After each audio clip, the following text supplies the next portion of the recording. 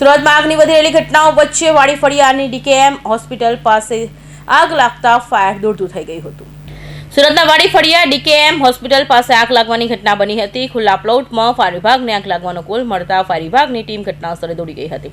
ખુલ્લા પ્લોટમાં અતિશય કચરો સૂકો હોવાને કારણે આગ ફેલાઈ જતા ફાયરના જવાનો દ્વારા પાણીનો મારો ચલાવીને ભારે જહેમતે આગ પર કાબુ મેળવ્યો હતો. જોકે આગમાં કોઈ જાનહાની ન થતા હાશકાર અનુભવાયો હતો.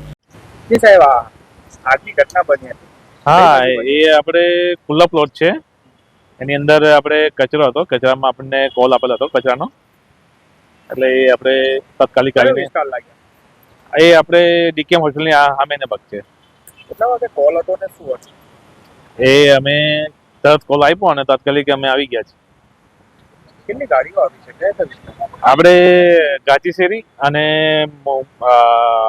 મજૂરા અને આપણે નરસાઈ બજાર 3 જેટની ગાડી છે. વ્યક્તિઓ આવી ઓફિસમાં? એમાં અમારે એક આપણે 10 થી 15 માણસો આપણે અત્યારે હાલમાં છે, કામગીરી ચાલુ છે.